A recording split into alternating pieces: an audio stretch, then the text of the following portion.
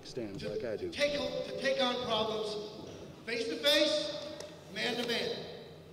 Which is why I want to take this opportunity to ask Roberto Cruz to come on out to the ring.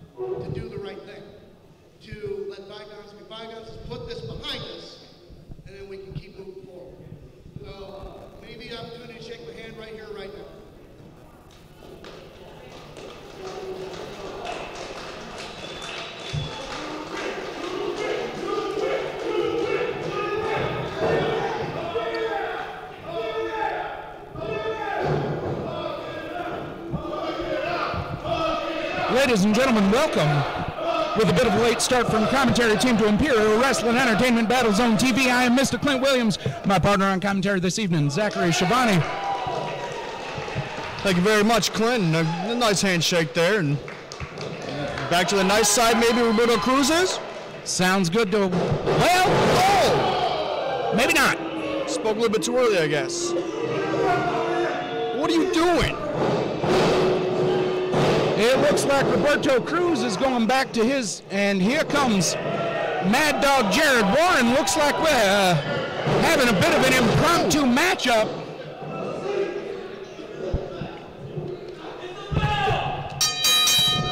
There's the bell in this impromptu match. And oh, Jesus! Cruz out the gate, choking on Alex Steele there. What has gotten into Roberto Cruz? Well, it seems to me he might be going back to his old less than savory ways, Mr. Schivone, which I find quite unfortunate. We had become fairly decent friends over the last few months. Well, he's anything but friendly now. Oh, Jesus, right in the hand. We got a pinfall. Kick out at 2. And that is a blatant choke.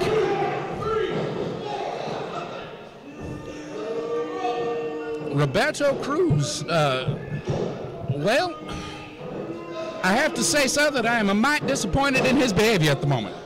I don't think anybody saw this coming, right? I mean, we had a handshake, and then all of a sudden, now he's just taking out all of his aggression on Steele. Oh, Lordy! Just dragging that man's eyes across the rope and hitting him with them big chops.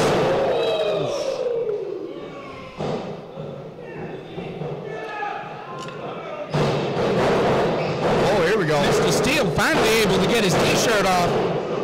Mounted a bit of a defense, but not much.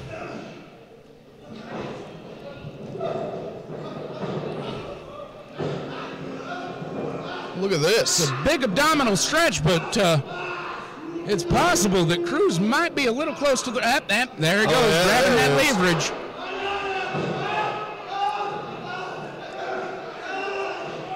I got to give the man credit. He's doing a fair job. And oh, never mind. He went and got caught.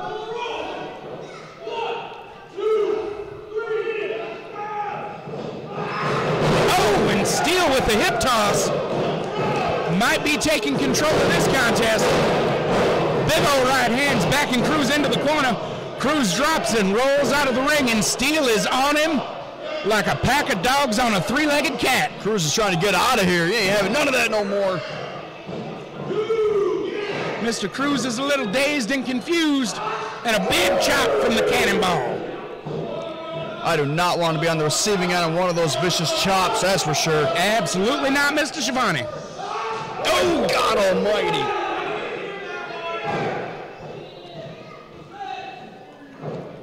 Steele rolls in to break the count.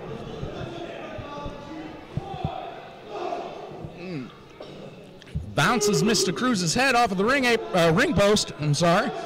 Cruz has a seat in the crowd and takes another one across the chest for his trouble. Rolls back into the ring to get away from Steele, but Steele ain't letting him get away no. A big right hand and an Irish whip into the turnbuckle. Steele follows it up with an avalanche splash. Cruz down on his bottom. Uh-oh. Fire cannon. Nobody home. Cruz manages to get out of the way. Oh, and a big old knee drop to the midsection. That's a big knee. Pinning predicament. 2 counts all he gets. Got to hook that leg if you want to get that 3. Absolutely got to hook that leg. It's a vital part of getting your pin. Leverage goes a long way, sir.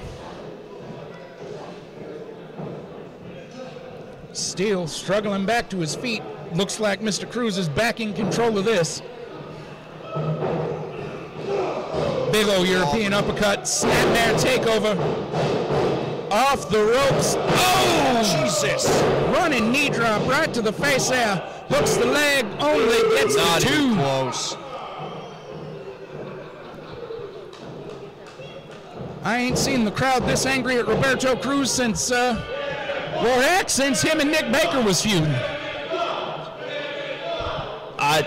I'm speechless on what I'm seeing right now from Roberto Cruz.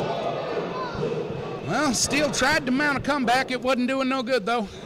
And a slam. He's saying it's done. It's over.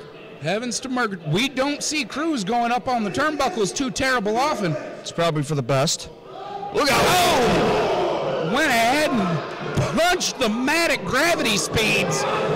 Oh! And an inverted atomic drop. And a snap suplex to follow it up.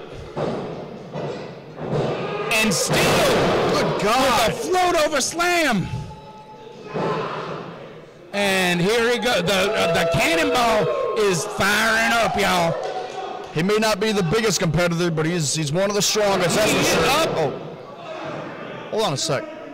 Steele, you know better. Just crack him one in the jaw. Don't give him a... Oh, for frogs. Now, there we go. Right off the middle turnbuckle. Schoolboy roll up, feet on the Hold on a minute. Jared Warren not paying attention. Oh, come on.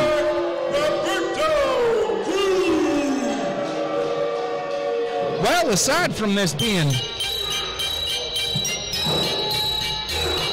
Oh, and we're not Come done. on, the match is over.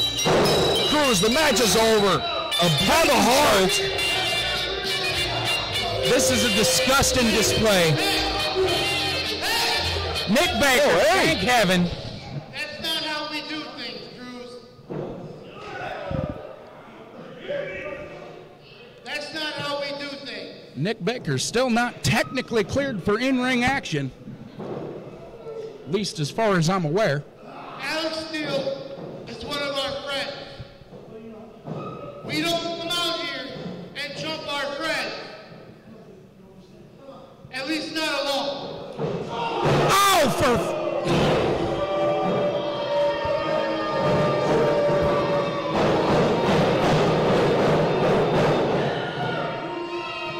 Oh, ring the... Get somebody out here. A blatant choke. Now Nick Baker's digging under the ring. Alex Steele knocked silly, getting choked in the middle of the ring. Fantastic. Are you kidding me? Jared Warren wisely leaving the premises. Nick Baker's gone and collected himself a steel chair. Why? I'd love to tell you, Mr. Schivone, but I do not know.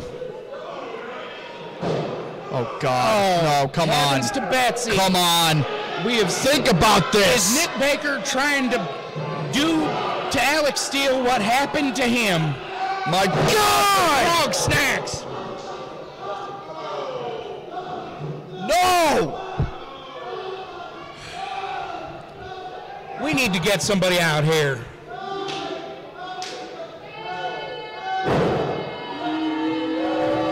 This is an absolutely disgusting display, a complete and utter lack of sportsmanship or any sort of anything resembling human bloody decency.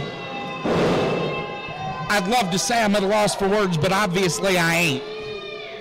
There are no words for me to describe what I just witnessed. The crowd here at the Artesia Youth Center seems exceptionally frustrated at this point. And I can't say as I blame him. Jared Warren doing his best to assist Alex Steele back to the locker room.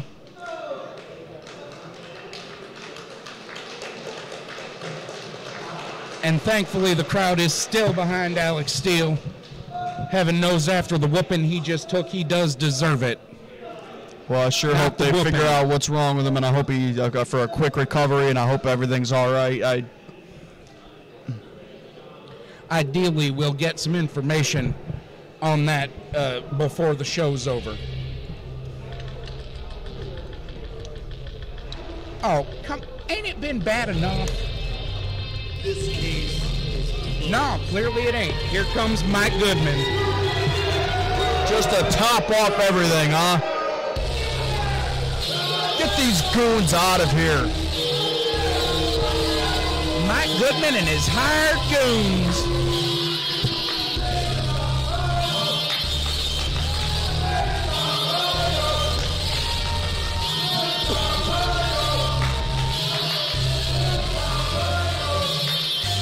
I do believe the crowd is chanting Thrift Shop title, which may have got me a little bit tickled. Boy, look at the bright side. Mike Goodman isn't dressed up like Ronald McDonald today. That is certainly a good thing. Unfortunately, he's also not still wearing that lovely turkey suit.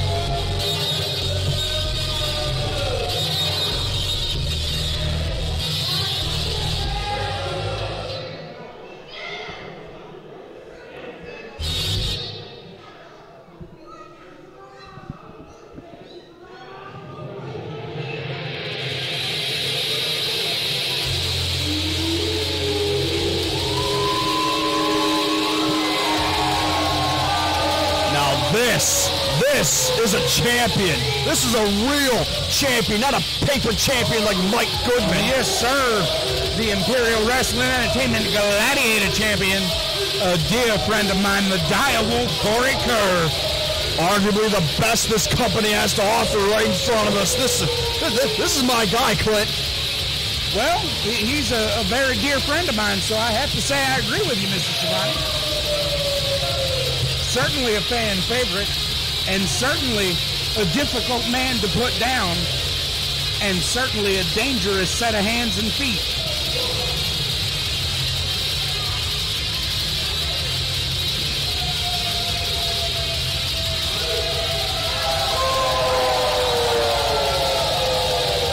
When he howls, the crowd howls with him. I get goosebumps.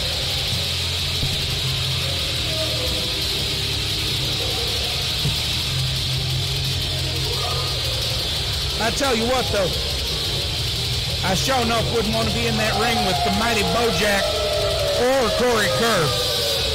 No, this is gonna be like a train facing a train colliding in the middle. It's gonna be intense.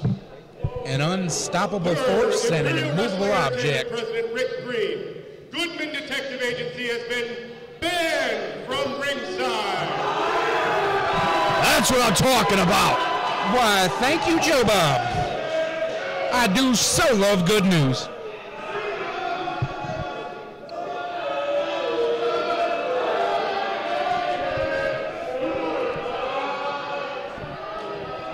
I'd love to sing along, but I'm afraid that we might get took down off of YouTube for copyright infringement.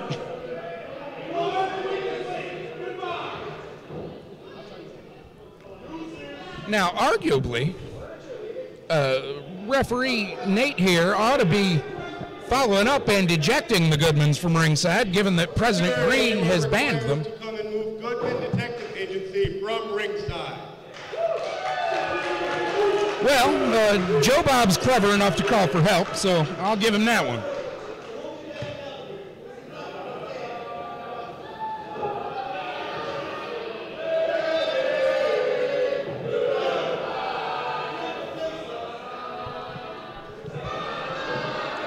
There ain't a whole lot what makes me happier than something what makes Mike Goodman angry. Ladies and gentlemen, the vote is scheduled for, and it is for the WWE Gladiator Championship. Introducing first, a man whose credentials are too far above my pay grade, representing the Goodman Detective Agency, Bojack. Patterson!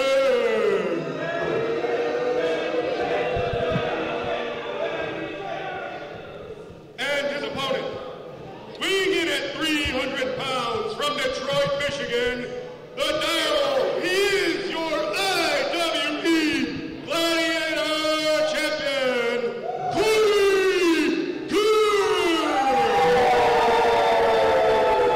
And the howls reverberate through the arena.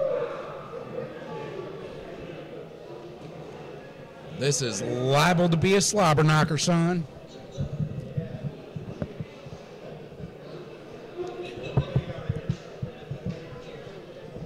Referee Nate presenting the title to the competitors and to the crowd.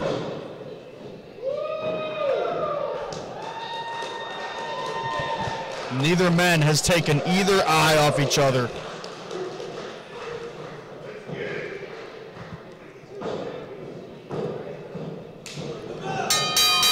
Here we go. Let's get it on. They squaring up like this about to be a street fight. Wouldn't surprise me if it turns out that way, Clint. Absolutely not. Both of these fellas are educated brawlers. I don't know. I don't know if either one of these men can overpower the other. Bojack's got a very, very slight height and reach advantage. I do believe Mr. Kerr may have the power advantage. And the speed.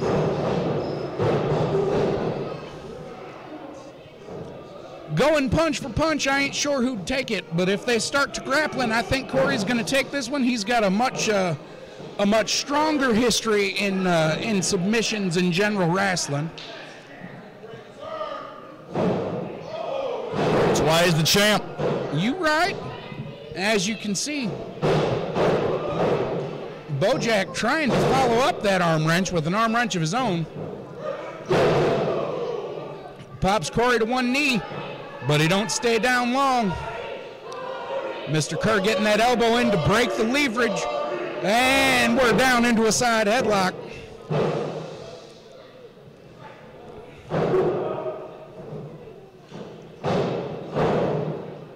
Bojack trying to get loose. Couple of hard lefts. Whips Corey off the rope and they run into each other like they both hit a brick wall. Like you said, Clint, immovable object.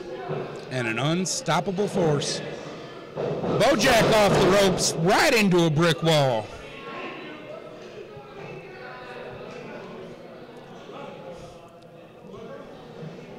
Got some jaw jacking. Corey Kerr off the ropes. Oh, and a kitchen sink.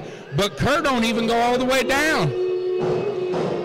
Bojack off the ropes. Oh, and a wicked spinning back kick from Corey Kerr. There's them kicks coming into play. Side headlock takeover. Still got him locked up in that headlock.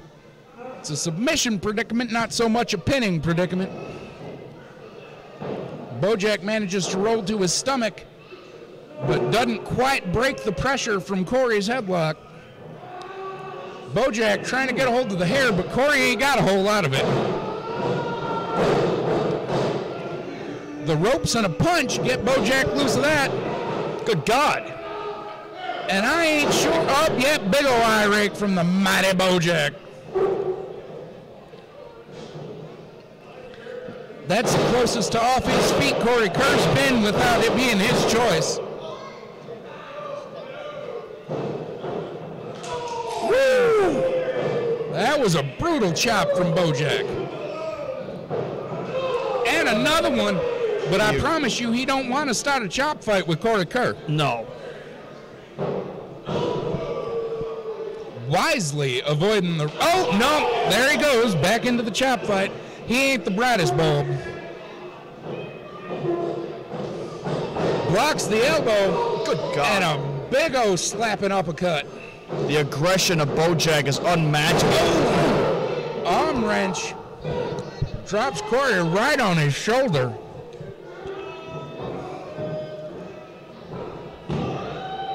With the hook of the leg, still only gets a 2 count.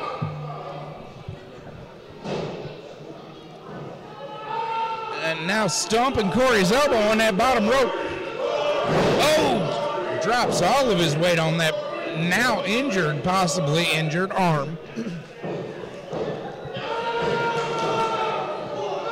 Looks like he's looking to break it. How else you gonna stop him? I don't think you can. I gotta give Bojack credit for fighting clever. It ain't exactly sportsmanlike, but Good God. he's got to take what advantages he can get. We've seen Corey Kerr in fights with bigger fellers and make end up coming out on top. Hell, wasn't too terribly long ago he went head-to-head with the giant Bill Blackwell with that underhanded son of a gun. Derric Crow is the referee, and he still came out on top. He's a fighter. That's what champions do. Fight, Kerr, fight. Trying to dislocate that right elbow, because that right elbow is a loaded shotgun. He's doing exactly what he needs to do. Nate makes an effort to separate the competitors. Corey's back on his feet. Drops a big old right hand to the midsection of Bojack. Off the ropes, and Bojack comes back with a kitchen sink. Every time Kerr tries to get something going, Bojack stops it immediately. Kick right to that already injured arm. Lateral press, no leg. Ain't enough.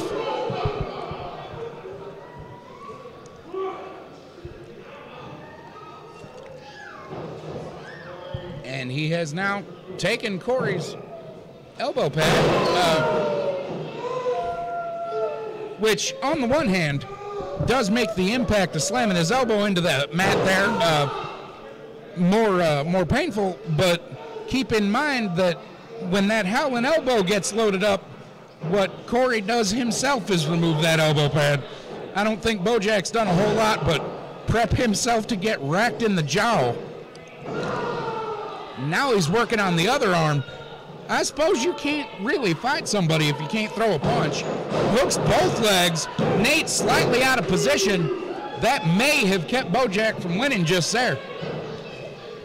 You can take away Kerr's arms, but he's still got his legs. He's got kicks like no other. The man certainly does have some educated feet. Oh, short Irish whip into the turnbuckle.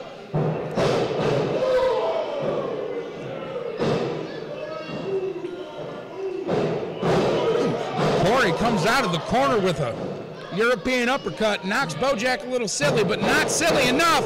Speaking of them educated feet, a big boot knocks Bojack a little sillier. Oh, and a running shining wizard. Knockout.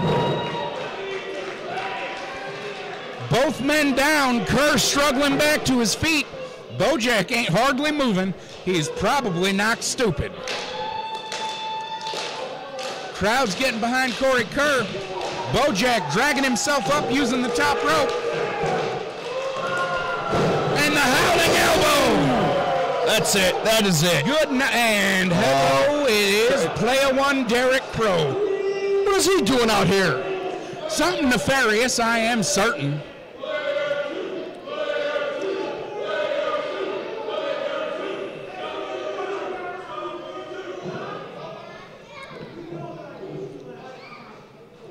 Derric Crow doing his best to distract Corey Kerr.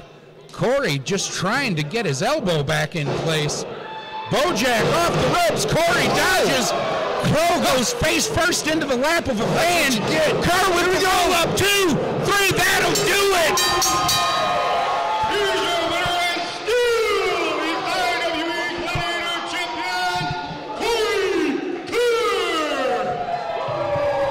Bojack can't believe it. Look at his face. I don't think that's what Derric Crow was going for, Mr. Schivone. Not at all. And again, that was so quick I almost couldn't call it. Yeah. Again, Corey Kerr comes out on top.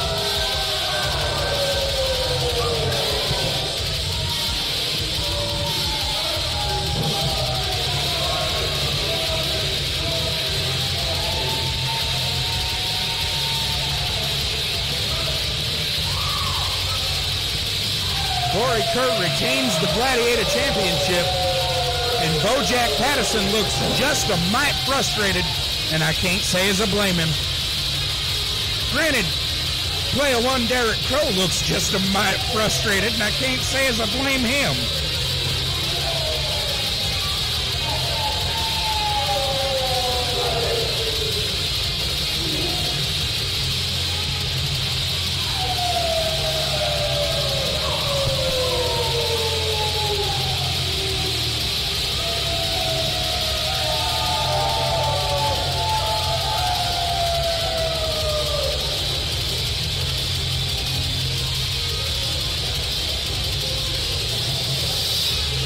I'm going to tell you what, Mr. Schivone, I'm willing to bet that this, what we're looking at right here,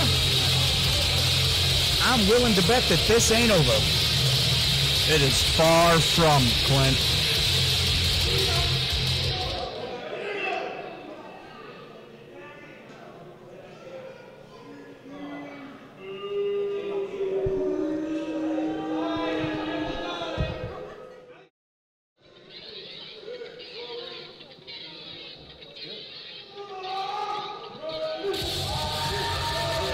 Ladies and gentlemen, a member of Horse Fight, Mr. Fat Tony Caurdiea.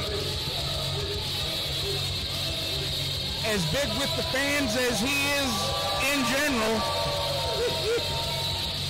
It's a man I wouldn't want to be standing in front of across the ring, that's for sure. Lord, no.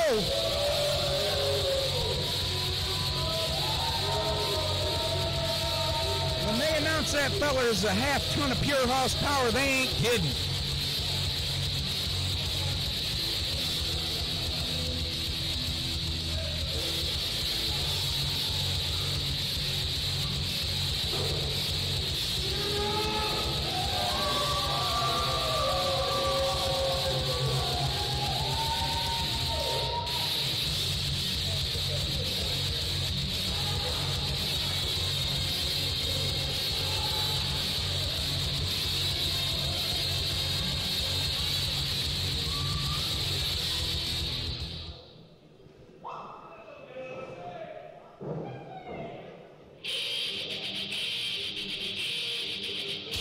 This might be a little bit of a mismatch, Mr. Schivone. A little bit? Well,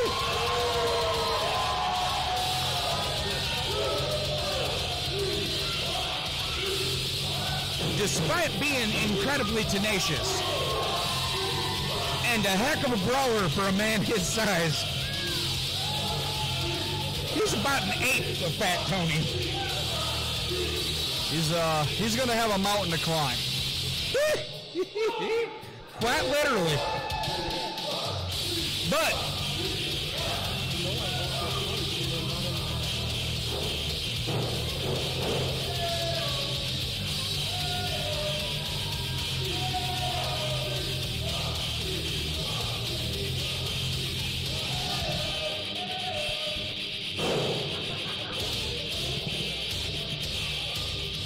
I tell you what.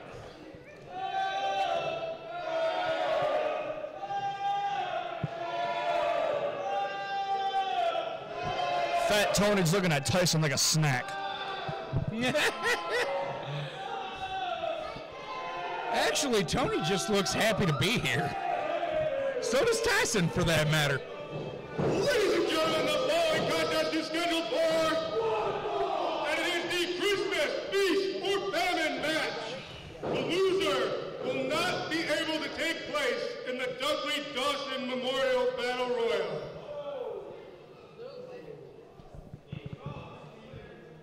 Introducing first, weighing in at a half-metric ton of pure horsepower, from Hossville, USA, Dudley!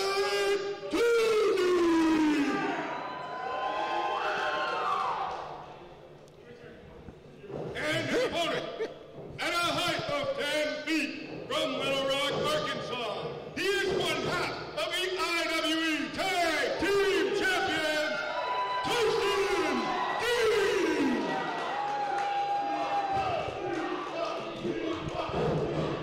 I think the fans are going to enjoy this one, Mr. Schivone. I'm already enjoying it. These are two incredibly popular competitors. Both of them more known for their work in the tag division. Whoever wins this one isn't going to be allowed to take part in next month's Dudley Dawson Memorial Battle Royal.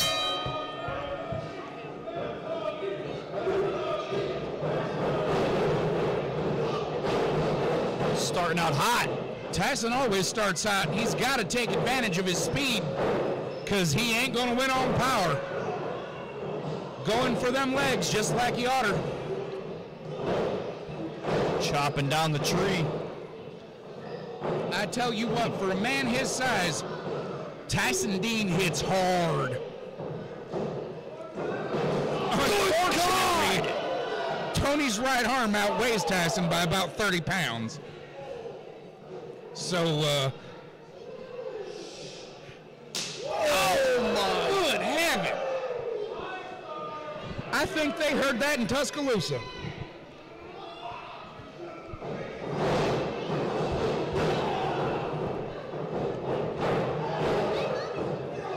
Whoa, Tony, come on, raking the eyes now?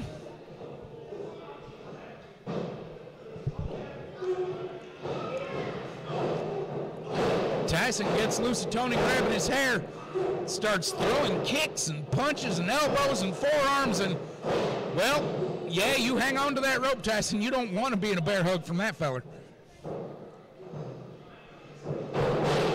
Ducks the line, takes a kick to the midsection and another and some punches. Tyson Dean moves faster than I can talk. Whee! It's got Tony backed into the corner. Got him staggered, ain't got him down. Looks like he's going to pick up a head of steam, getting the crowd behind him, getting all fired up. He's got the right game plan. The tiniest big splash ever. And a head of steam right into Tony's foot. Whoo! I think he knocked his teeth down his throat. The size of Tyson's torso.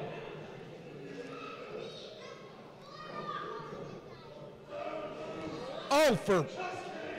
Good Jesus. I'm glad he was joking because I got genuinely scared. 2 counts, all he gets. Yeah, I don't think I want to know what would happen if you were to go on the even the bottom rope. We'd probably have to replace the turnbuckles. The whole ring. Oh, Lord. Looks like Tony's got a cramp in his pectoral area.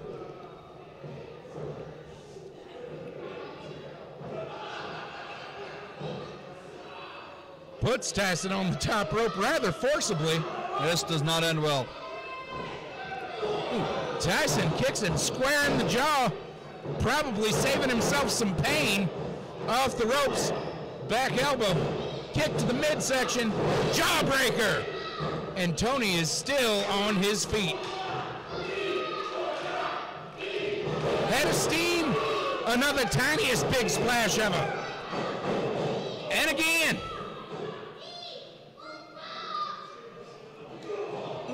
Tony, them ham-fisted right hands. Tyson wise enough to get out of the way. That's what you need to do. Tony just took a Pele kick to the temple and is still standing.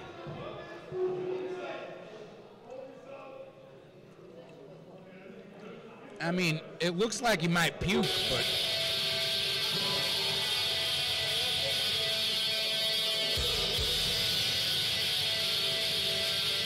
What?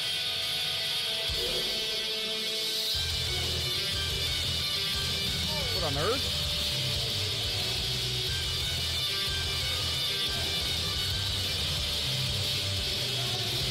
He's jamming music, but ain't nobody coming out. And Tyson, perched and ready. Roberto eyes. Down goes Fat Tony Caurdiea. 2, 3.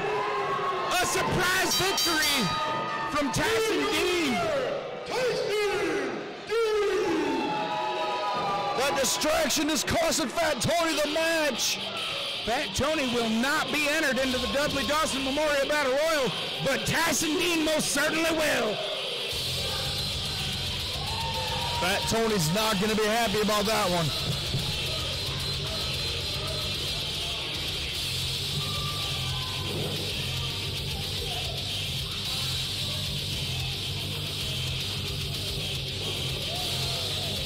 But look at that, sportsmanship nonetheless. Fat Tony and Tyson Dean are both class acts. Tony done called for a microphone. Let's see what he's got to say.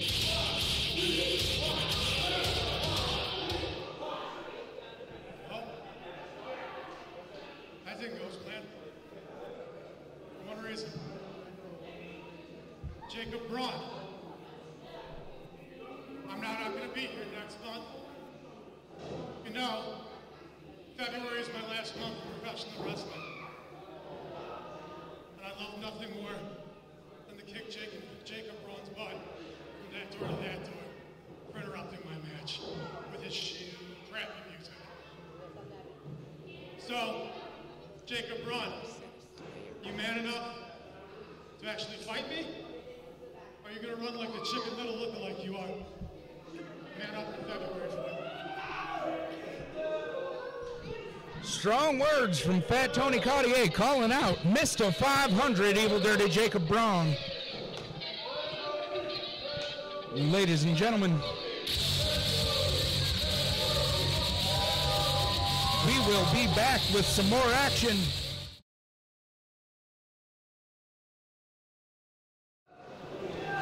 All right, ladies and gentlemen, you know how we do it. We always start the show by counting down from 10. No. Bring the fire. Here, take the loud mic and bring the fire. All right, ladies and gentlemen, you know how we do it every night. We're going to count down from 10, 9, 8, 7, 6, 5, 4, 3, 2, 1.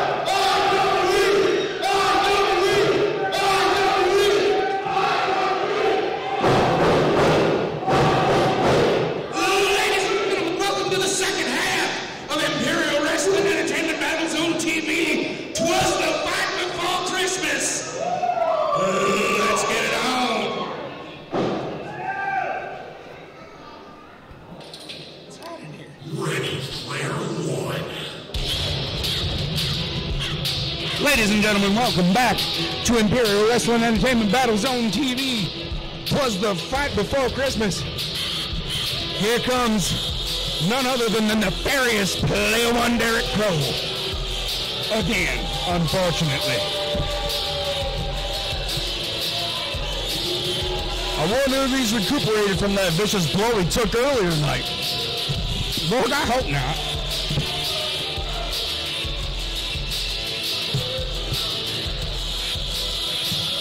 Well, his first plan in the earlier in the night certainly didn't work. Let's see if he can win his match tonight.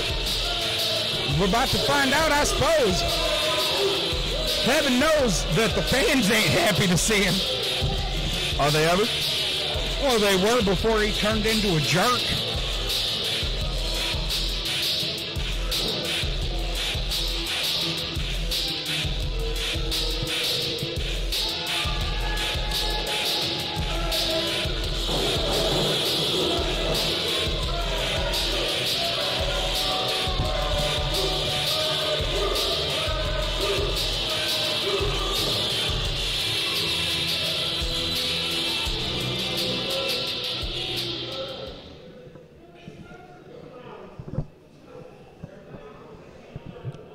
You know, I ain't got to say this in a hot minute, so I'm going to go ahead.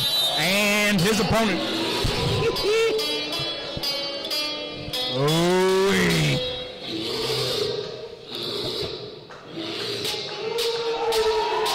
The reddest neck in Midland, Michigan. The Houghton Lake Backwoods Bam. I think he came here from the woods. Well, son, he lives in the woods. He's got a shack. His best friend is probably a bear.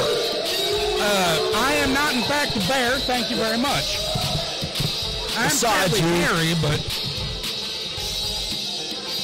he's got this little shack out in the darkest part of the woods here in mid-upper Michigan that, I kid you not, it's made out of the shell cap of a 1957 Chevy pickup truck and a series of old pallets held together primarily with duct tape and prayers. Well, I guess whatever's home works, huh?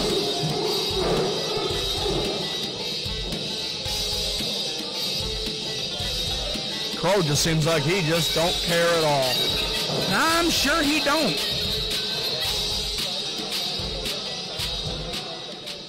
Caring ain't exactly something Derric Crow's known for. Let's turn it over to the ring announcer, Joe Bob.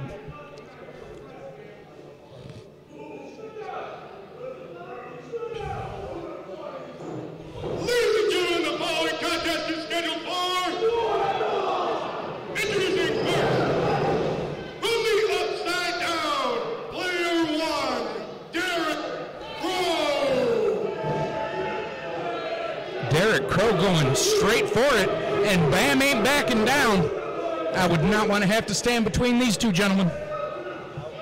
Or rather, animals. And his opponent, weighing in at a cheek full of chew and a jar full of dew, hailing from the holler, living life blue collar, he is the Houghton, Traffic, Spitting, Sitting, Woodland, Hope, Backwoods, Bam! Ooh-wee. I don't think Backwoods Bam is in his right mind about 99.99% of the time. Well, I tell you what, I don't think he's ever been in his right mind. Does he even have one? I mean, he's hit his head in the turnbuckle so many times he probably done lost it 30 years ago.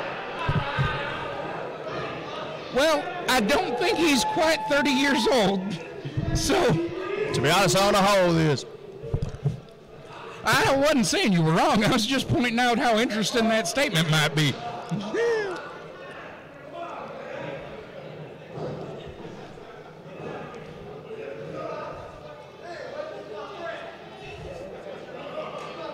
I do believe Bam's been hanging out with the creature feature John Campbell too long. Oh, come on, that's his friend.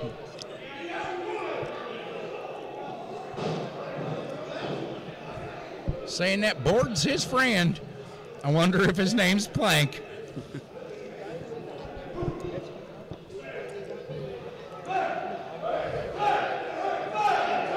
Bam getting the crowd behind him just as quick as you please.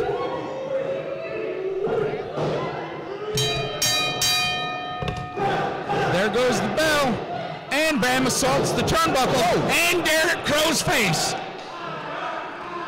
Quite arguably the hardest hitter in IWE. Whoa, ducks that line. Kick to the midsection. Oh my goodness. Back told Bama right on the top of his head. Wow. Bam rolls out of the ring. I ain't seen Bam knock silly like that hardly ever.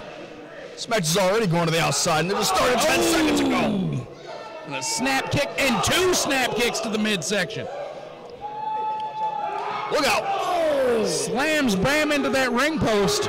That's all Steele right there, just pelted into his back. Heavy. Good Jesus. That ain't never a good idea. That don't do nothing but make Bammer angry. But Crow seems to have scouted that. And again, Spinal column directly into the sharp corner of that ring post. Crow returns Bam into the squared circle.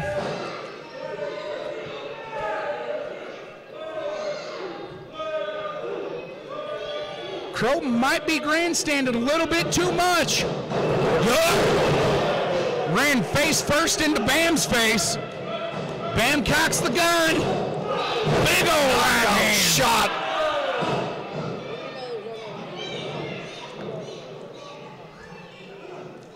Pulls Derric Crow to his feet. Capture. Bam, belly to belly suplex. Hooks the leg, pinning predicament. Nate the Great flying like the one of the Melendas.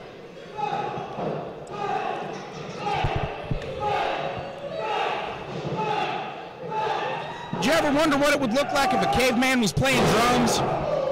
Because I think we know. I just picture Backwoods Bam. Yeah, exactly. Howdy, howdy, howdy, brother. Howdy, howdy, howdy.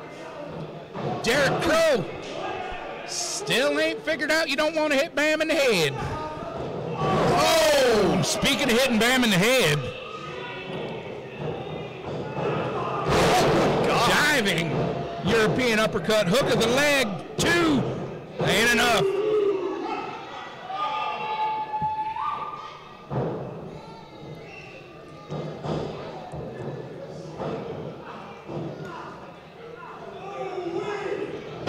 Taunts Bam with his own catchphrase right before a neck breaker.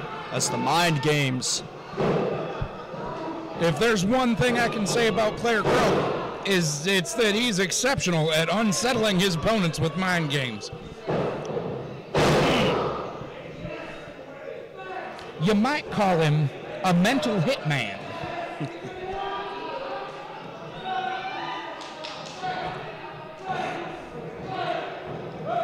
Bammer trying to draw power from the crowd and seems to be doing it. Pulls himself out of that chin lock. Fighting out of it here. Oh, short-lived. Crow don't let it happen. Hook of the leg, fisherman suplex with the bridge. 2, 1, 2. Bam kicks out. You think that's going to finish Backwoods Bam? You better think again. Absolutely not. Pulls Bam to his feet. Snapmare takeover. Eyes him up and a big old kick to the spinal column. Brushes his feet off and stomps in Bam's chest. Off both ropes. And a fist drop right across Bam's nose. Lordy, you ever been hit across the bridge of the nose? It ain't fun. I cannot see. No. Seem to go what I want to. Rear naked choker, sleeper hole style predicament.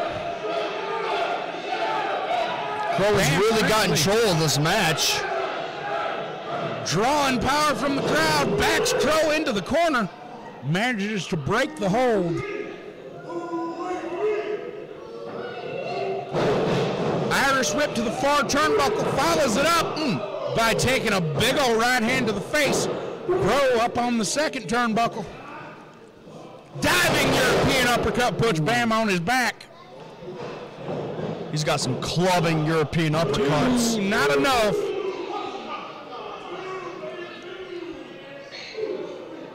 And the crowd, again, taunting Derric Crow with player 2.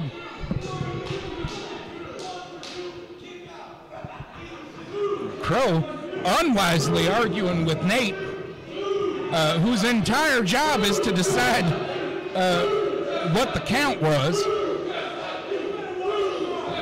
He needs to stay on the attack, though. You can't let Backwoods Bam up.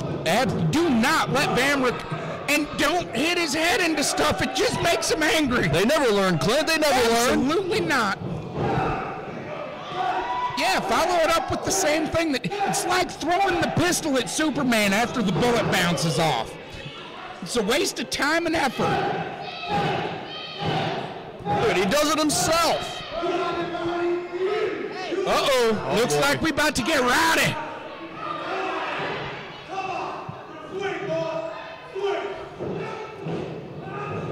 Blocks it. Uh-oh, got both arms strapped. You know what time it is.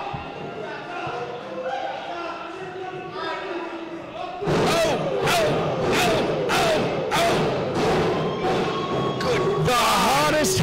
top of the reddest neck in professional wrestling.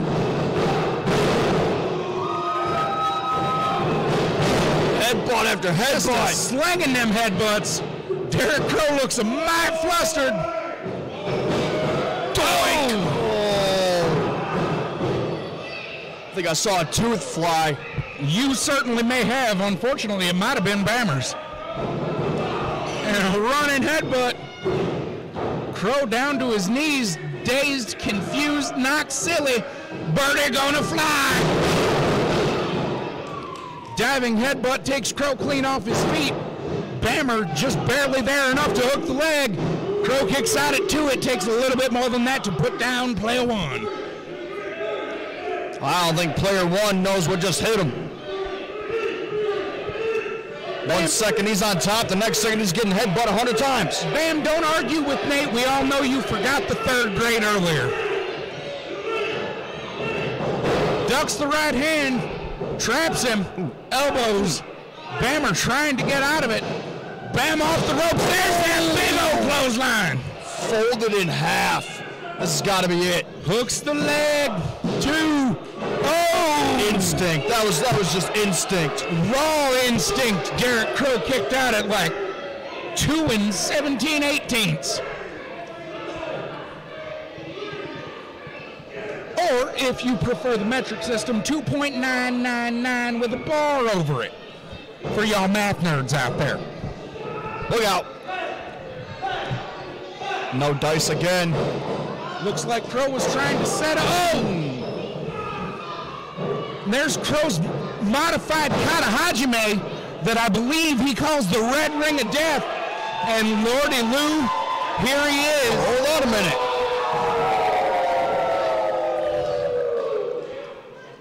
Taking the time, Mr. Corey Kerr, to do the same thing that Derric Crow tried to do earlier tonight. And, well, ripcord! Good night, Irene! Hook of the leg. 1, 2. That'll do her.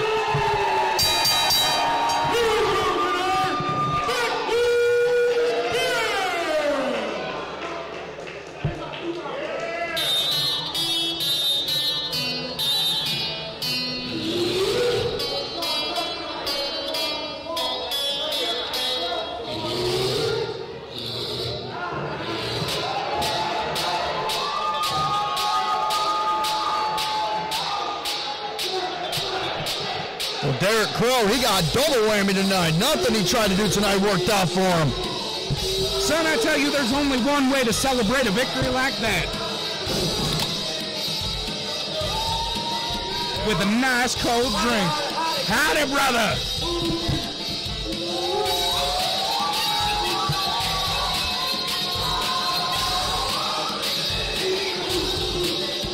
I tell you what, Bammer ain't never lied to us when he said, let's get rowdy. But I do believe that Derric Crow might be just a little bit more angry than I have ever seen him. Mad Dog Jared Warren.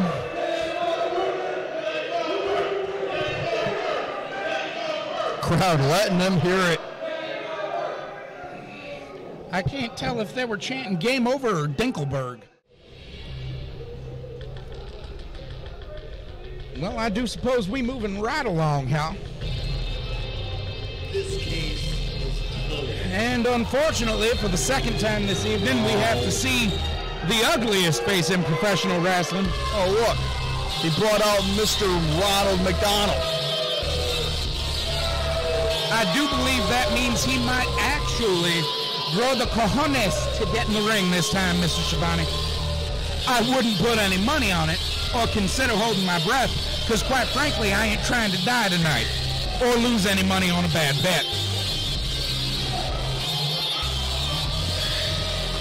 Because heaven knows, chunks of that suits is yellow for a reason. Especially around about the belly point, if you know what I'm after. For those of you who can't keep up, I'm calling Mike Goodman a yellow-bellied, low-down, egg-sucking, dirty coward of a dog. I I'm sorry, that's an insult to dogs.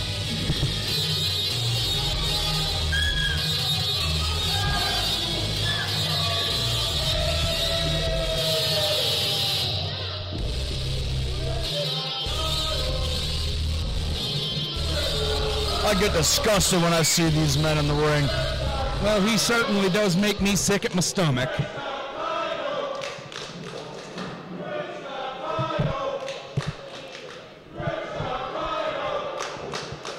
Thankfully, I have a little bit more respect for our fans than to just go ahead and let loose with the vomit comment on the air.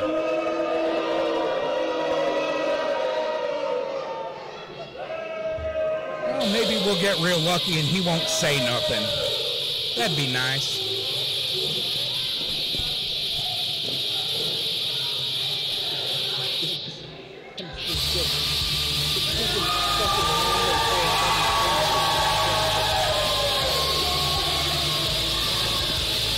Ladies and gentlemen, undoubtedly a fan favorite, the creature feature, John Campbell, and his ever-present manager, Frankenbucket.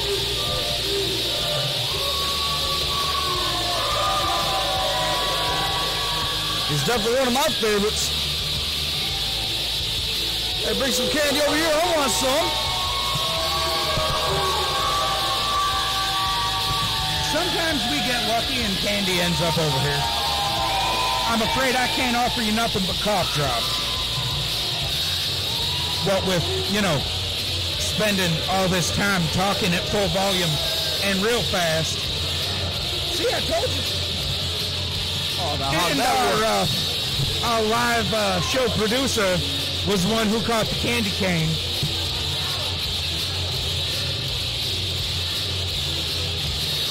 I'm very cross with you right now, Ryan.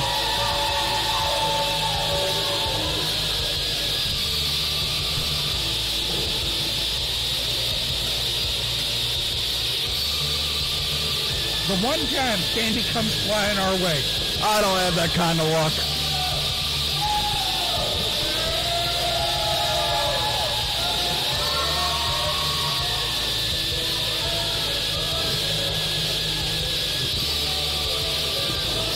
At the moment, I don't think this is exactly good news for Mr. Campbell. Unless Rick Green shows up. Shut up! Well, son of a gunman. Listen, all you pathetic, shallow losers out there, I got enough for you today. Like you, a greater Goodman detective agency is going to wipe the floor with somebody tells in you with the bucket tonight, and he is going to kiss the Grinch.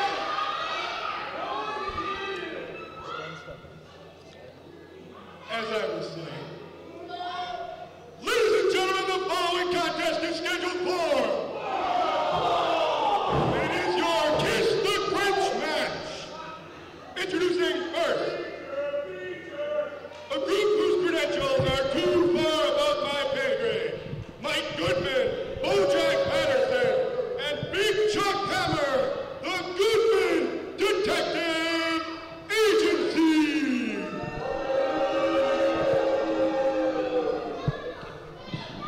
The Greater Goodman Detective Agency.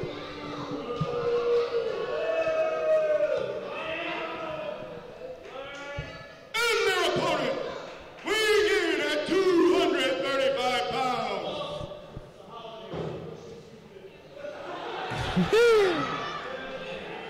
Weighing in at 250 pounds.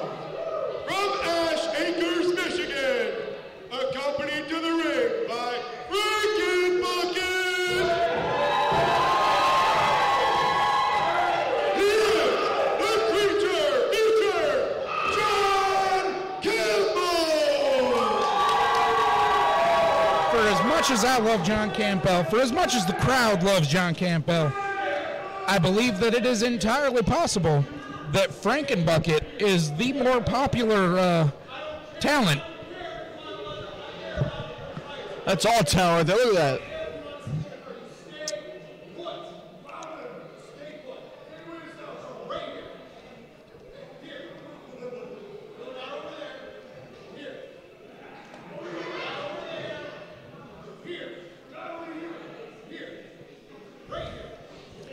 Well,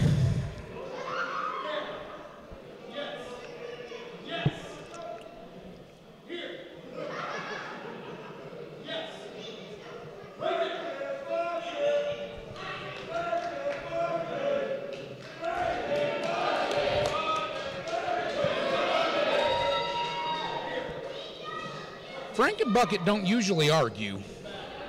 He must have had a bad couple of days.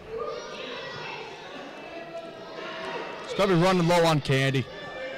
You might be right, Mr. Schivone. Well, according to Mr. Goodman, this is going to be a Kiss the Grinch match. And while I don't think that John Campbell is going to lose this one and have to kiss the Grinch, I do hope that if he does lose this one and have to kiss the Grinch, that the Grinch isn't secretly some part of Mike Goodman's anatomy. Oh, you already know it is.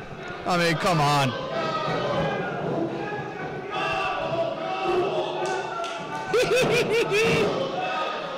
Mike Goodman tags in Bojack Patterson like the chicken coward he is. Uh-oh. Uh-oh. Well, our gear collector seems to have angered Mr. Campbell by keeping Frankenbucket from staying where he was told to stay. Woo, Lord.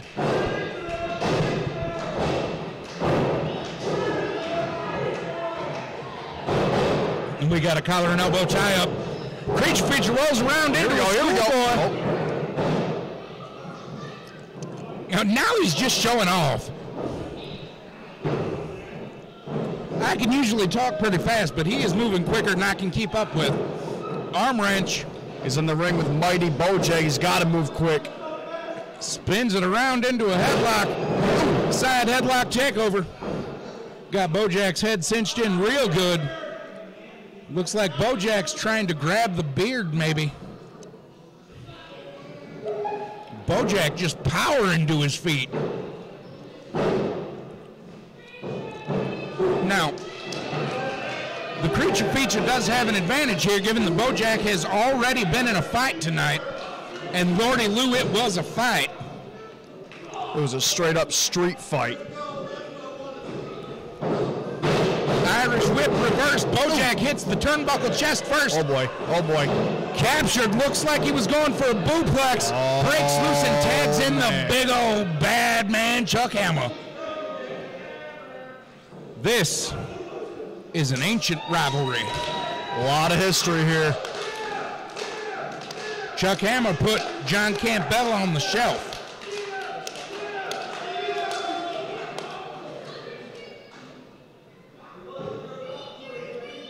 Looks like Chuck Hammer wants to go for a test of strength. And Mr. Campbell might be no, he wants to do the other hand. He must have a stronger right arm.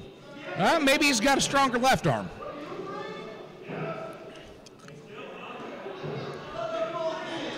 Or maybe he's just having difficulty with decisions tonight. It's hard to say. What do you think the odds are that they're going to slip into a tango? About 100%. They weren't quite a tango, but they certainly did dance.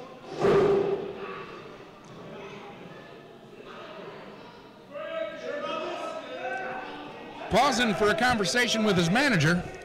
It's a brilliant bucket over there. He does have a PhD in psychology.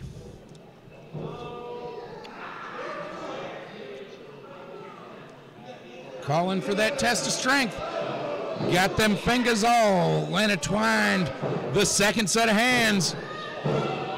John Campbell doing his best to take control of this situation with Big Chuck Hammer, but Big Old Chuck is a very, very strong man. That's a big man.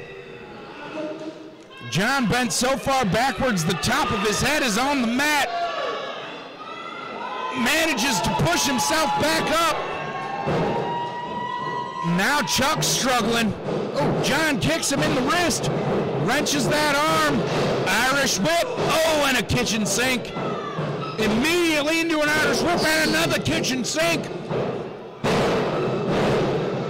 Drives Chuck Hammer's forehead into the top of his knee and starts and oh God, have I mentioned that John Campbell is a biter? You're gonna shed blood. Oh, look at that. John Campbell also looks pretty damn good in a straw hat, which I did not expect.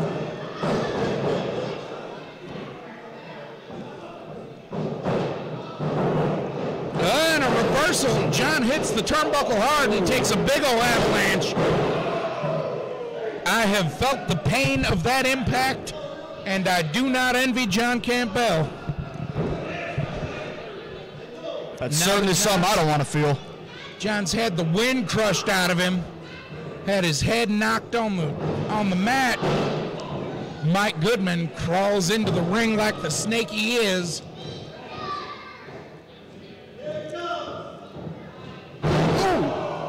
That ain't exactly what I would call a legal maneuver, but Lordy Lou, it seems to have been effective.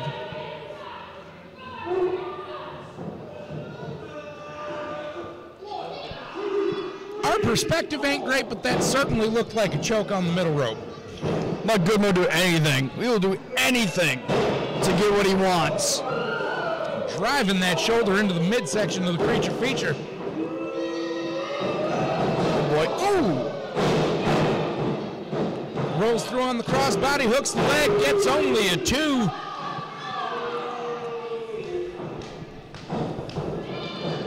Oh, now come on. Using his own tie as a foreign object. Tags in Bojack Patterson, which is probably a good idea, because let's be real, the Frankensteinian ability to suddenly pull a second wind is something that makes John Campbell one of the most dangerous competitors here in Imperial Wrestling Entertainment. Well, he's certainly on the bad end right now. I don't see how he's going to come back. Ooh.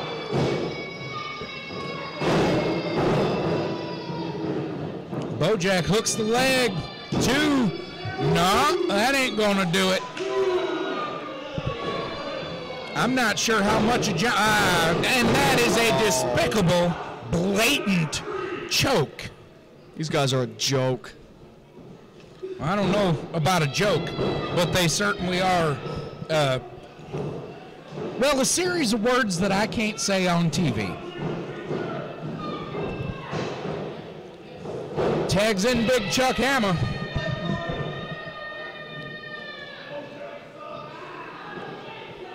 That is not technically a choke. Although that was definitely a rake of the eyes from Mike Goodman. I don't think Campbell knows what to do at this point. I would associate Mike Goodman with a series of underhanded, dirty cheaters, but that would be an insult to underhanded, dirty cheaters. Chuck Hammer with a big old bear hug. Squeezing the life out of Campbell.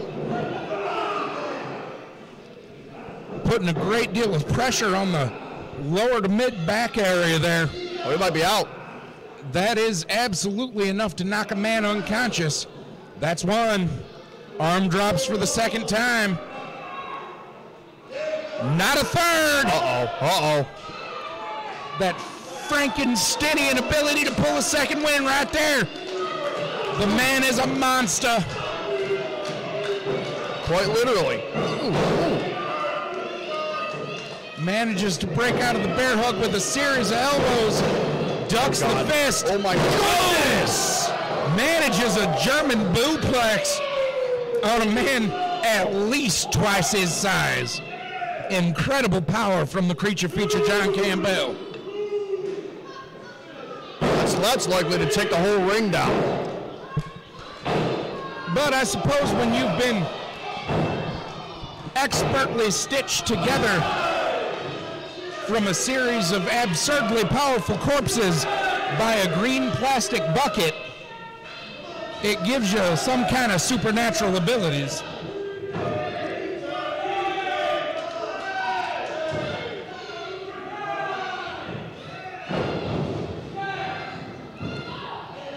Get a tag, and down goes Bojack, coming on in. Not so fast. Oh, good God! Yeah, another bootplex from John Campbell. Ducks the fist. Got him in a full Nelson. Oh, drops him face first.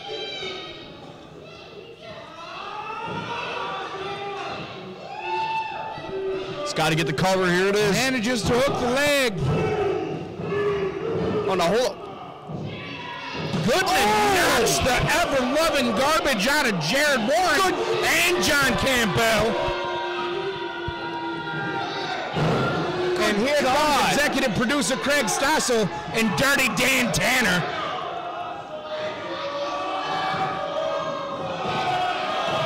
Chuck Hammer has John Campbell roundabouts the neck.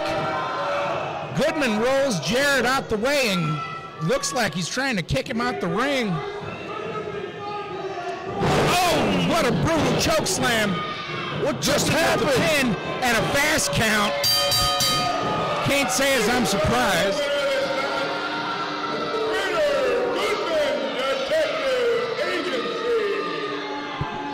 Not Here's like that. The Grinch ain't somebody's anatomy. Please, Lord. Please, sweet beloved Santa Claus. Let this be a person and not a body part. For the sake of my sanity. Stossel calling for a microphone.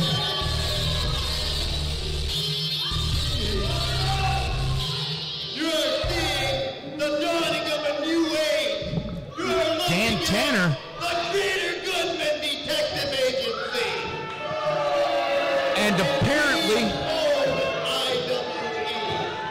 the Goodman Detective Agency has officially joined the Greater Good.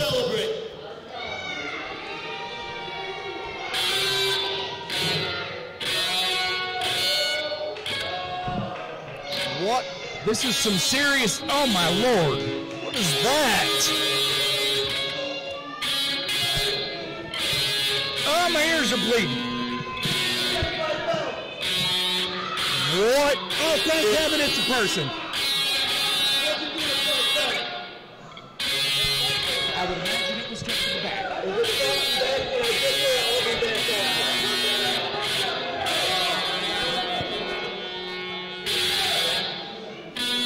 I mean, it does appear to be Vinny Voltage in a very, very ugly mask, but at least it's a human being instead of a chunk of Mike Goodman.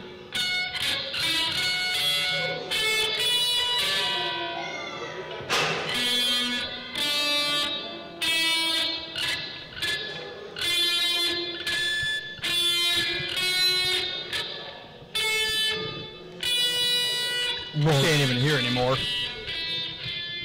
I tell you what, Rocky Shocker must be back there playing that guitar.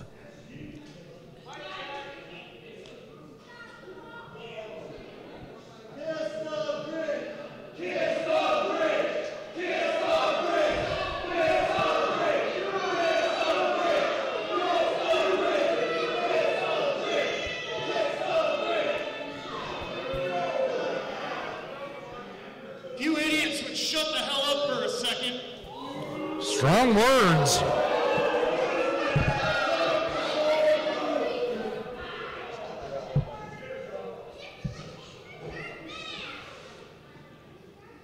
I took on this fight knowing the odds were not my friend. But unlike everyone up on that stage, I'm a man of my word,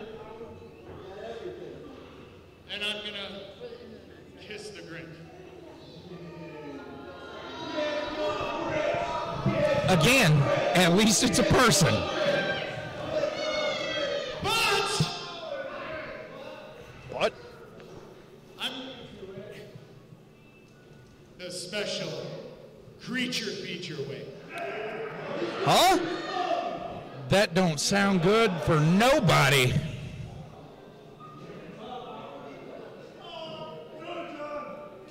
Grinchy voltage. Got a double handful of Grinch fur. Backing old voltage into... Oh! That was a Bam Grizzly kiss if I've ever seen one.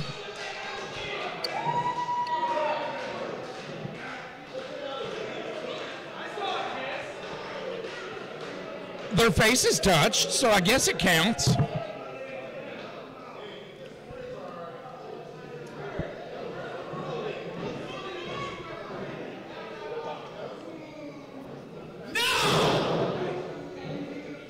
Let's get serious for a minute. The Greater Goodman Detective Agency. Mike Goodman, you want to declare war on IWE. You want to declare war on these fans. You're looking at two guys in this ring right here that bleed IWE.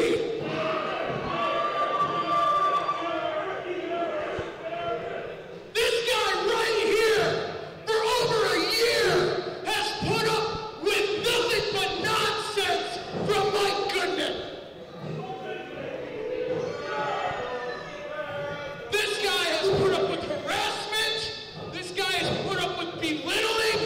But he comes in here every night and does his damn job because you people love him.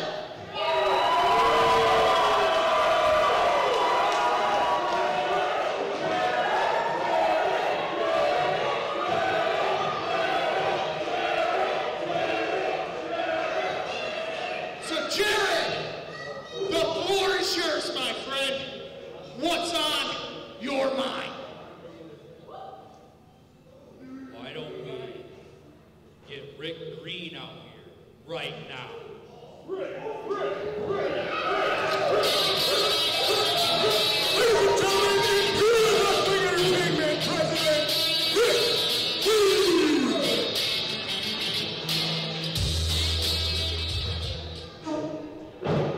You know what? January 18th, Dudley Dawson Battle Royal. I'm lifting the band, and you can put your hands all over the Goodman Detective Agency. Oh, Lord! President Green coming to the rescue yet again.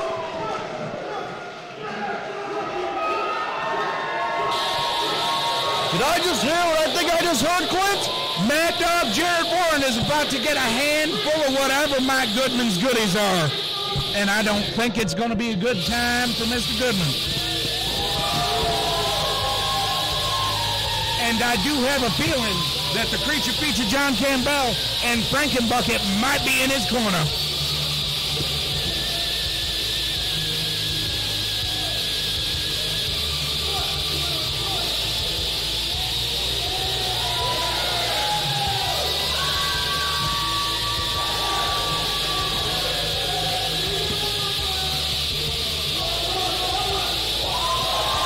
I tell y'all what, you ain't gonna want to miss our next show. First of all, the Dudley Dawson Memorial Battle Royal is going to be a fantastic bout. Whole bunch of fellers trying to chuck each other over the top rope for a chance to go head to head with anybody they choose for any belt they might want.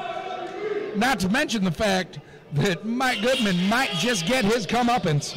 But I suppose we really ain't got time to discuss that, because the action don't stop here at Imperial Wrestling Entertainment. Here comes my good friend Nate the Great.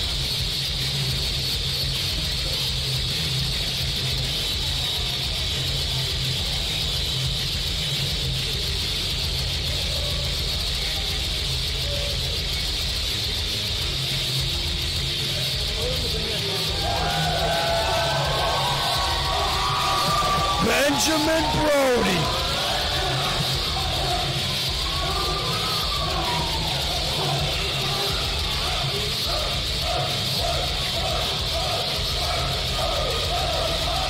carrying that frankly disturbing title belt that he won at our Halloween show. And of course, his best friend, a steel chair. Man, there's a lot of people here what done got knocked silly and think that inanimate objects is people. Hey, I don't question their ways, okay? I just let them be.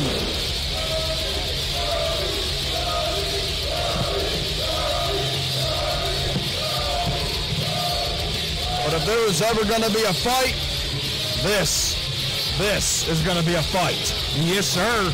Anytime Benjamin Brody steps betwixt them ropes, it's going to be just a heck of a barn burner. Somebody's liable to lose some teeth,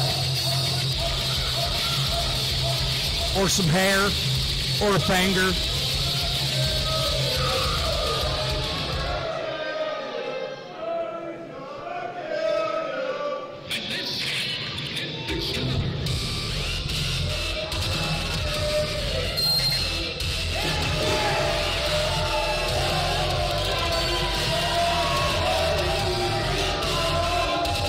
The IWE World Heavyweight Champion, Jeremiah J. Hughes.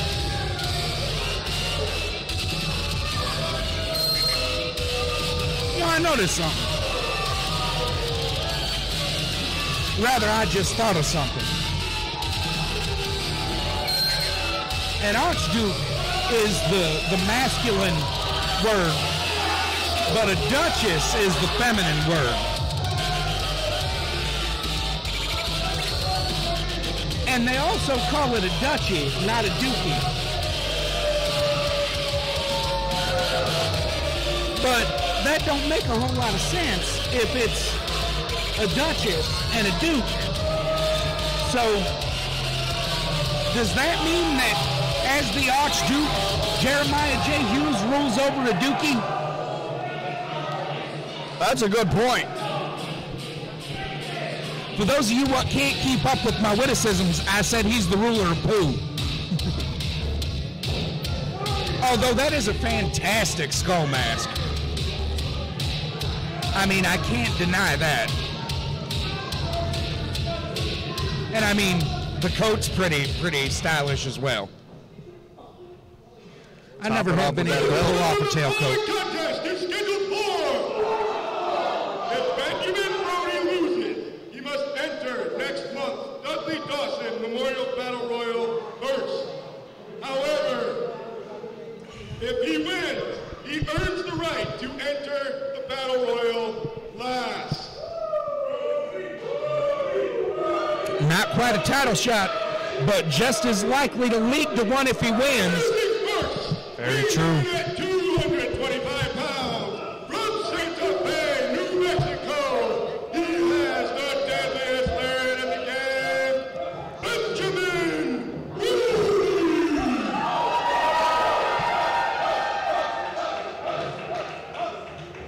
And his opponent, weighing in at 185 pounds, from Fleet Street, accompanied to the ring by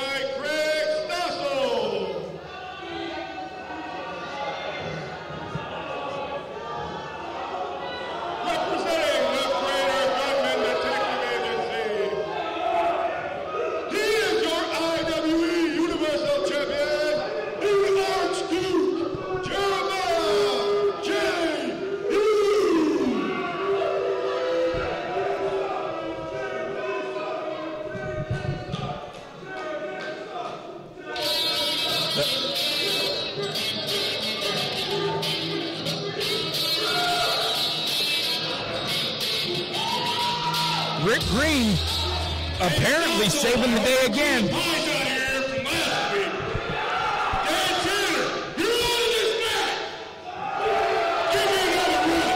Ejecting Dan Tanner. He wants this to be a fair match, and he knows he ain't going to get that with referee Dan Tanner, so here comes referee Nate the Great. Tain't hardly anybody in the business that's quite as fair as President Rick Green. He always calls it down the middle.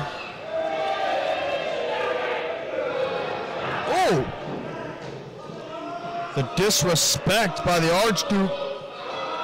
I would not want to be Nate the Great right now. Between a squirrely fella and an angry fella, we got a bell. Let's hit it, boys. Slobber knocker's about to start. Jeremiah, you might consider watching Brody instead of... Oh! These are just throwing hands. There's the fight I was talking about. Clubbing blows after blows. You ever wonder what it'd feel like to get hit by 47 Mack trucks in a row? Because I do believe Jeremiah knows.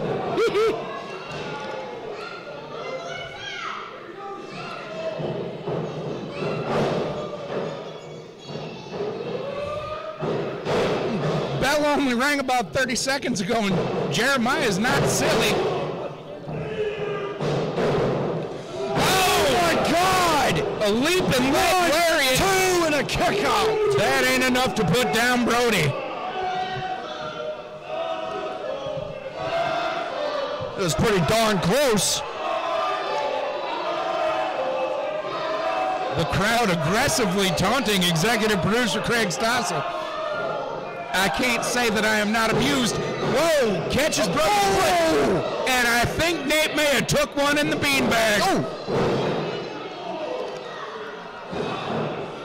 These two men have had battles after battles. Yes, sir.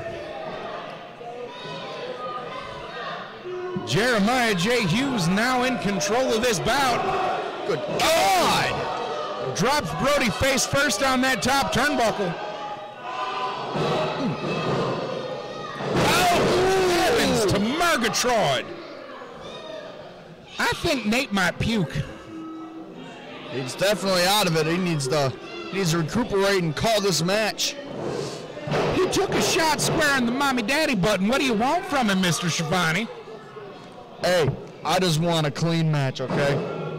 Well, it's hard to call a clean match when your yam bags are aching, if you take my meaning. I ain't gonna clarify that one. I don't think you need to. I should hope not. It was relatively explicit. Jeremiah J. Hughes, haughtily in control. Haughtily, not heartily, haughtily. It's a big word, look it up.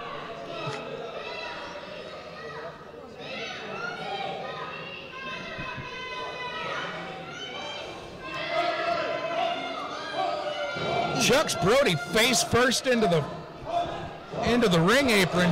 Oh, ooh, slaps him across the shoulder blades. Pulls him to his feet by his hair. Brody definitely not out of it no more. God, it's turning into a slap fight. Always does between these two. I ain't seen a fight like this since the Blue Oyster Bar in 1986.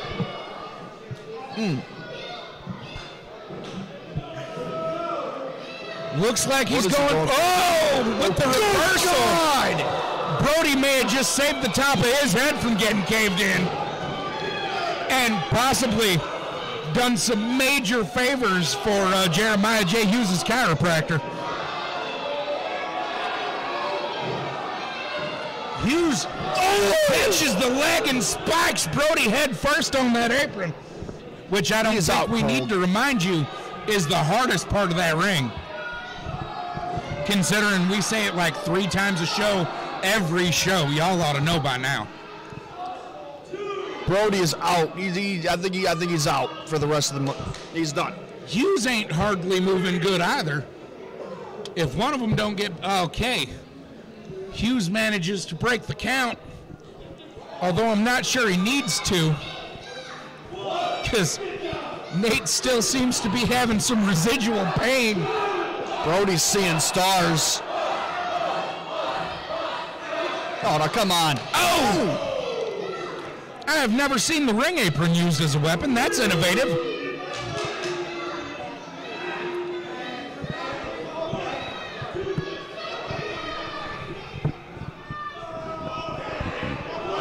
Good God.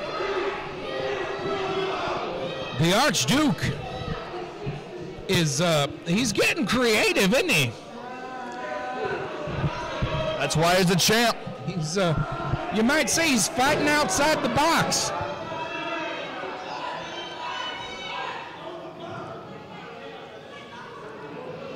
This ain't a good place to be.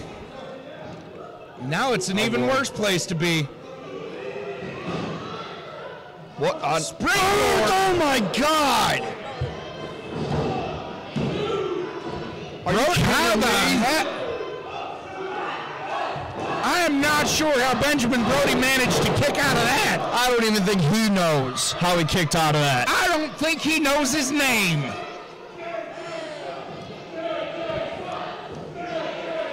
I don't know if there's enough sense in him to say Huss at the moment.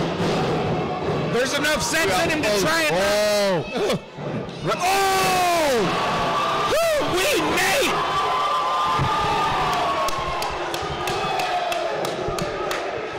Nate paying the Archduke back for an earlier indiscretion. It's one of the greatest things I've ever seen. Oh boy, oh boy. Daisy manages to struggle loose. Brody almost takes out Craig Stossel. Jeremiah J. Hughes almost takes out. Up we go. Here we go. Here we go. Tower of Brody. 1, 2. That was nothing if not pure instinct, Mr. Schivone. Because I don't think Jeremiah J. Hughes knows what an Archduke is right now. How?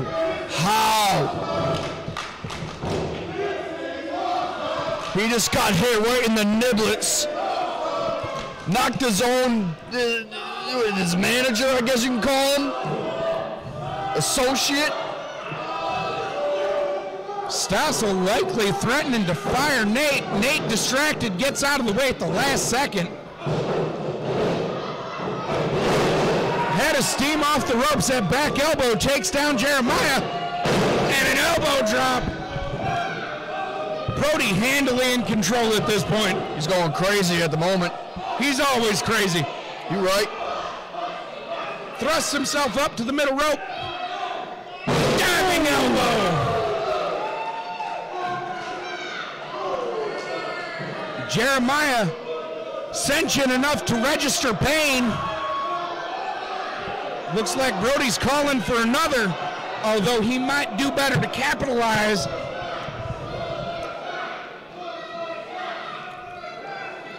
Looks like we ain't just going to the middle rope this time, Mrs. Schivone. We're going all the way to the high rent district. The Upper West Side, so they say. High risk, high reward.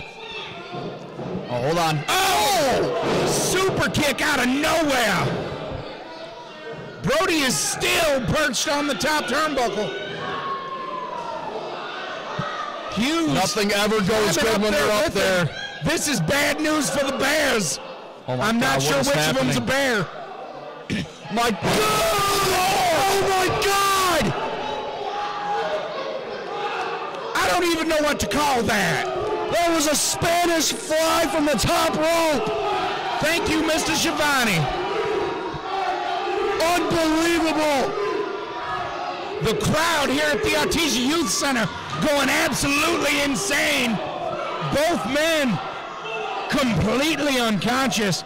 Craig Stossel so stressed out he might wet his pants. I might wet my pants.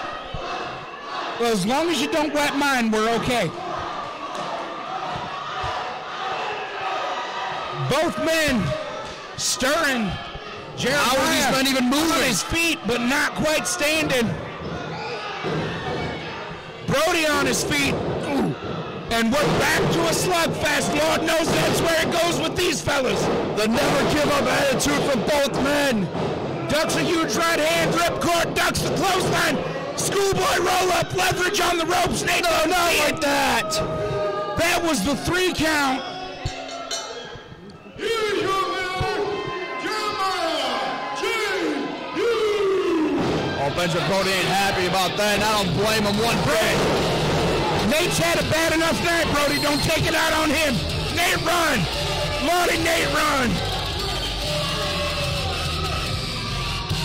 Benjamin Brody will be entering the Dudley Dawson Memorial Battle Royal at number 1.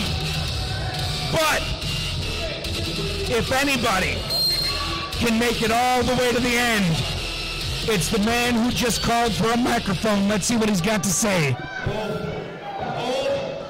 Hold the phone.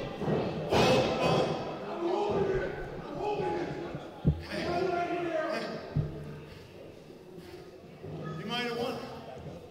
That's fine. But I won the Chamber of Warriors. And that says that anytime I want, anywhere, anytime, any place, any stipulation, I can go the champion. That's fine. I'll enter the Dudley Dawson as number 1. And I will come out victor as always. Because I am Benjamin Brody. And nobody can stop me. And I kill everybody.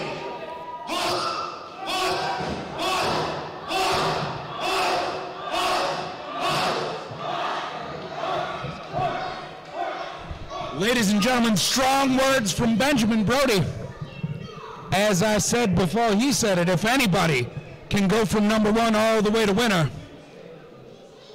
it is the wild man himself. Well, he's got a bumpy road ahead of him, let me tell you that. Absolutely, it ain't gonna be an easy one. But I do believe, Mr. Schivone, that he's got every bit of the ability to do it.